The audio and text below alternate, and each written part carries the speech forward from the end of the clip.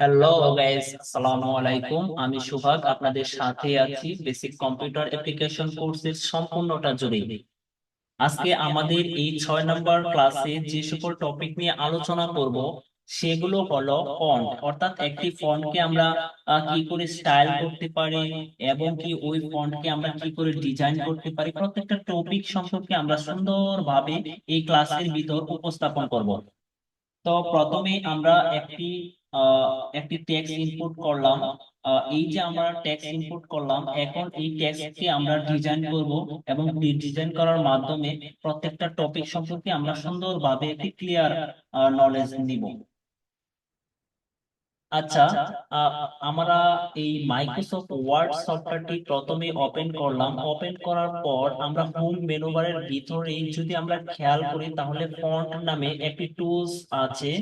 এই যে টুলস, সেই টুলস এর কর্নারের দিকে যদি আমরা লক্ষ্য করি তাহলে দেখতে পাবো যে এখানে একটি এরো আইকনের মতো আছে।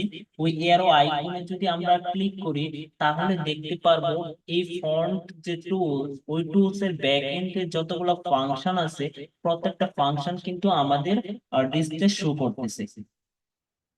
তো এই যে ফাংশন, এই ফাংশন গুলো আমরা কিবোর্ডের মাধ্যমে আনতে পারি। সেগুলো হচ্ছে কন্ট্রোল প্লাস ডি।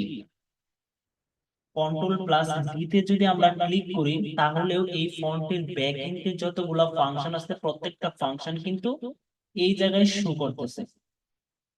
আচ্ছা, যেহেতু আমরা ফন্ট নিয়ে কাজ করব সেহেতু প্রথমে আমাদেরকে ফন্ট সিলেক্ট করতে হবে। কেন সিলেক্ট করতে হবে?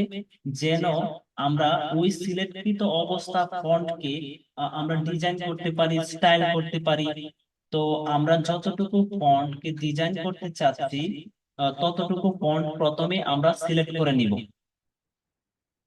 আমরা প্রথমে ধরেন অতটুকু টেক্সট আমরা ডিজাইন করতে চাচ্ছি। তো অতটুকু টেক্সট প্রথমে আমরা সিলেক্ট করলাম। সিলেক্ট করার পর কন্ট্রোল প্লাস ভি ক্লিক করার মাধ্যমে আমরা ফন্টের যে ব্যাক এন্ডের যে ফাংশন, ওই ফাংশন গুলা শো করালাম। ফাংশন গুলো শো করানোর পর আমরা প্রথমেই যে সকল ফাংশন দেখতে পারলাম সেগুলো হলো font, font style, change, font colour, underline style, underline colour, এবং কি এই জায়গায় অনেক ধরনের ইফেক্ট আছে। তো এই প্রত্যেকটা টপিক আমরা ডে বাই ডে জানবো। তার আগে আমি একটা বিষয় আপনাদেরকে ক্লিয়ার করি, সেগুলো হলো প্রিভিউ। প্রিভিউ বলতে আমরা যতটুকু ফন্ট সিলেক্ট করলাম ততটুকু ফন্ট কিন্তু এই প্রিভিউর ভিতর শো করতেছে। যতটুকু ফন্ট আমরা সিলেক্ট করলাম ততটুকু ফন্ট কিন্তু এই যে প্রিভিউ, এই প্রিভিউর ভিতরে কিন্তু শো করতেছে। তো আমরা চাচ্ছি এই যে সিলেক্টকৃত ফন্ট, কতটুকু ফন্টকে যেহেতু এই জায়গায় শো করতেছে তার মানে এই যে ফাংশন, এই ফাংশনের যতগুলা কাজ করব প্রত্যেকটা কাজের যে পরিবর্তন, প্রত্যেকটা পরিবর্তন আমরা এই প্রিভিউর ভিতরে দেখতে পাবো। তো প্রথমেই আমরা ফন্ট নিয়ে কাজ করি।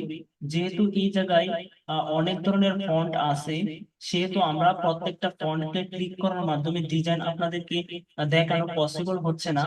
সো আমরা কিছু ফন্ট ক্লিক করার মাধ্যমে আপনাদেরকে পরিবর্তনটা জাস্ট বোঝাবো। আচ্ছা, ধরেন আমি এই ফন্টে ক্লিক করলাম। ক্লিক করার পর আপনারা এই জায়গায় খেয়াল করেন আমাদের যে ফন্ট আগের, এই যে এই জায়গায় যে ফন্ট গুলা ছিল আগের থেকে কিছুটা পরিবর্তন হয়েছে কিনা। তার মানে এই ফন্টে যদি আমরা ক্লিক করি আমাদের ফন্টের স্টাইলটা এরকম হবে। আমরা যদি এটাতে ক্লিক করি তাহলে এরকম হবে, এটাতে যদি ক্লিক করি তাহলে এরকম হবে, এবং এটাতে যদি ক্লিক করি তাহলে এরকম হবে, এটাতে যদি ক্লিক করি তাহলে এরকম হবে। তার মানে এই জায়গায় অনেক ধরনের ফন্ট আছে, আমাদের যে ফন্টের স্টাইল ভালো লাগে সেই ফন্টটাকে আমরা সিলেক্ট করব। তো যেহেতু এটা ইংলিশ ফন্ট সেহেতু আমরা টাইম নিউ রোমানে রাখবো, কেননা টাইম নিউ রোমান প্রত্যেকটা অফিস সেক্টরে ইউজ করা হয়। আচ্ছা, পরবর্তীতে হচ্ছে ফন্ট স্টাইল। এই যে ফন্ট স্টাইল আছে এই ফন্ট স্টাইলের বর্তমান কাজ করতেছে হচ্ছে রেগুলার অবস্থা, মানে এই যে প্রিভিউ, এই প্রিভিউর ভিতরের বর্তমান যে পরিবর্তন সেটা হচ্ছে রেগুলার। যদি আমরা ইটালিকে ক্লিক করি তাহলে দেখেন ফন্টটা কি হালকা একটু বাঁকা হয়েছে। বোল্ডে ক্লিক করলে দেখেন এটা একটু মোটা হয়েছে। বোল্ড প্লাস ইতালিক এটাতে যদি ক্লিক করি, এটা দেখেন একটু মোটাও হয়েছে এবং একটু বাঁকাও হয়েছে। এতে করে আমরা বুঝতে পারলাম যদি আমাদের একটি ফন্ট বাঁকার প্রয়োজন হয় বা বোল্ড করার প্রয়োজন হয়, তাহলে আমরা এই জায়গা থেকে আমরা চয়েস করে নিব যে আমাদের কোনটা প্রয়োজন, অর্থাৎ আমাদের যেটা প্রয়োজন ওটাকে আমরা সিলেক্ট করে নিব। বর্তমান ফন্টের স্টাইল 12 দেওয়া আছে। যদি আমরা চাই যে 11 দিতে, তাহলে 11 দিয়ে 11 দেওয়ার পরে আপনারা একটু খেয়াল করেন, দেখেন ফন্ট একটু ছোট হয়েছে। 10-এ দেন, 10-এ দেওয়ার পরে দেখেন এই জায়গায় আরেকটু ছোট হয়েছে। তো আমরা যতটুকু প্রয়োজন ততটুকু আমরা ফন্ট সাইজ কমিয়ে বা বাড়িয়ে নিব।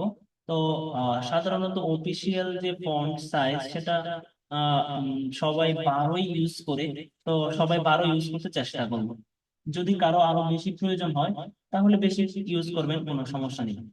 আচ্ছা, পরবর্তীতে হচ্ছে ফন্ট কালার। আমরা যদি একটি ফন্টের কালার চেঞ্জ করতে চাই, তাহলে এই ফন্ট কালারের যে এরো আইকন, এই আইকনে যদি ক্লিক করি তাহলে দেখতে পাবো এই জায়গায় অনেক ধরনের কালার শো করতেছে। তো আমরা ধরেন এই কালার ক্লিক করলাম, তার মানে দেখেন ফন্টের কালারটা কিন্তু চেঞ্জ হয়েছে। পরবর্তীতে আন্ডারলাইন, যদি আমরা ওই ফন্টের আন্ডারলাইন দিতে চাই তাহলে আন্ডারলাইনে ক্লিক করব, যে আন্ডারলাইন চয়েস হয় ওই আন্ডারলাইন। এই জায়গায় অনেক ধরনের আন্ডারলাইন স্টাইল দেওয়া আছে, আপনার যে আন্ডারলাইন প্রয়োজন সেই আন্ডারলাইন আপনি ক্লিক করবেন। সেম একইভাবে যদি আন্ডারলাইনের কালার চেঞ্জ করতে চান তাহলে এই জায়গায় দেখেন অনেক ধরনের কালার আছে। তো আমি এটা চয়েস করলাম। তো দেখেন আন্ডারলাইনের যে কালার ওই কালারটা কিন্তু চেঞ্জ হয়েছে। আচ্ছা, আমরা ওকেতে ক্লিক করলাম, তার মানে দেখেন যতটুকু ফন্ট আমরা সিলেক্ট করেছিলাম ততটুকু ফন্টের কিন্তু ডিজাইন চেঞ্জ হয়েছে, যত যেরকম ভাবে আমরা চাইছি ওই রকম ভাবে এটা পরিবর্তন হয়েছে। এখন কথা হলো, আমি চাইতেছি এই যে মাই নামে যে শব্দটা, ওই শব্দটাকে আমি কি ক্রস দ্বারা বাদ দিতে চাচ্ছি, মানে একবারে রিমুভ করতে চাচ্ছি না।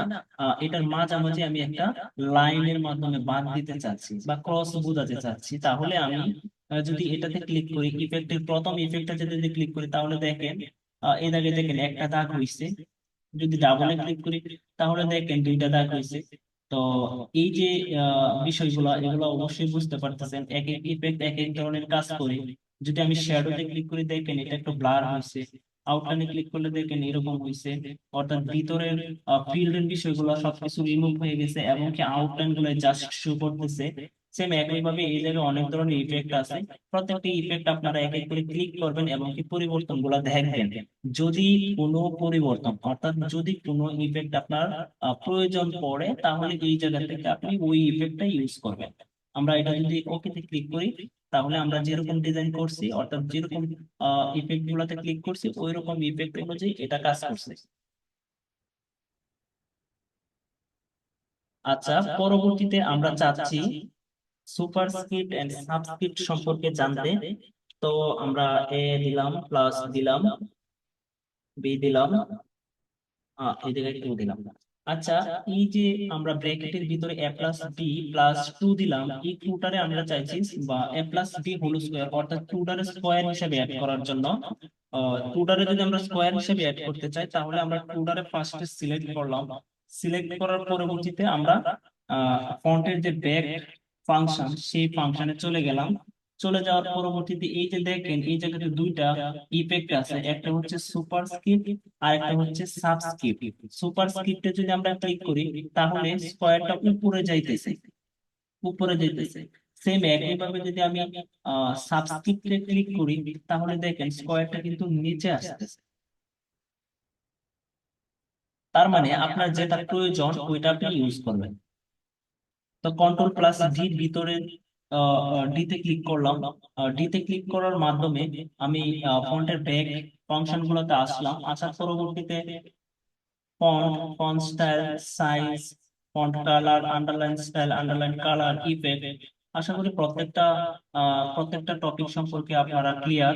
যদি তারপরে আপনারা কোনো টপিক সম্পর্কে না জানেন বা না বুঝতে পারেন তাহলে অবশ্যই আমাদের সাপোর্ট গ্রুপে নক করবেন। আমরা যত তাড়াতাড়ি সম্ভব আমরা চেষ্টা করব আপনাকে সমাধান দেওয়ার জন্য।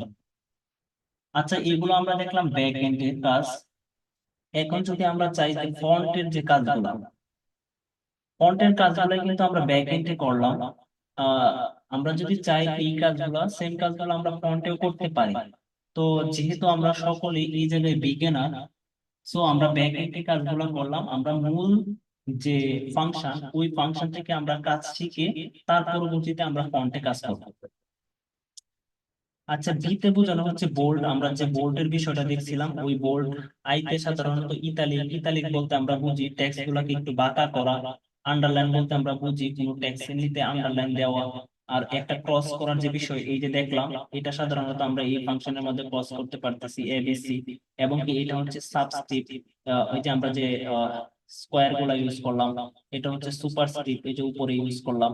আমরা যদি চাই সমস্ত ফন্টের কালার চেঞ্জ করতে, তাহলে এই জায়গায় এসে আমরা ফন্টের কালার চেঞ্জ করতে পারি। এবং কি যদি আমরা চাই ফন্টের ব্যাকগ্রাউন্ড কালার চেঞ্জ করতে, তাহলে এই জায়গাতে আমরা ফন্টের ব্যাকগ্রাউন্ড কালারও চেঞ্জ করতে পারি। তো এগুলো আমরা জানলাম, ফন্টের নাম, এক এক ফন্টের নাম, এক এক ধরনের স্টাইল। আমরা যে ফন্ট চয়েস ওই ফন্ট ইউজ করব। তো আমরা সাধারণত টাইম নিউ রোমান ইউজ করতেছি। ফন্টের সাইজ অলরেডি 12 দেওয়া আছে, যদি আপনারা চান তাহলে বাড়াইতেও পারবেন এবং কি চাইলে কমাইতেও পারবেন। তা আশা করি ফন্টের যে টুলস, ওই টুলস এর প্রত্যেকটা টপিক নিয়ে আমরা আলোচনা করেছি। আশা করি সকলেই বুঝতে পারছেন। আহ, আর যারা আমাদের চ্যানেলে একেবারে নতুন, তাদের জন্য আমরা একটা রিকোয়েস্ট, আপনারা আমাদের চ্যানেলটাকে সাবস্ক্রাইব করবেন এবং কি আমাদের সাথেই থাকবেন। আমরা একেবারে বিগিনার থেকে শুরু করেছি। আমরা কম্পিউটার অ্যাপ্লিকেশনের কোর্সটা দেওয়ার পর ডে বাই ডে আমরা আরো অনেক কোর্স এই জায়গাতে পাবলিশ করব। সকলে আমাদের সাথে থাকবেন। Thank you so much.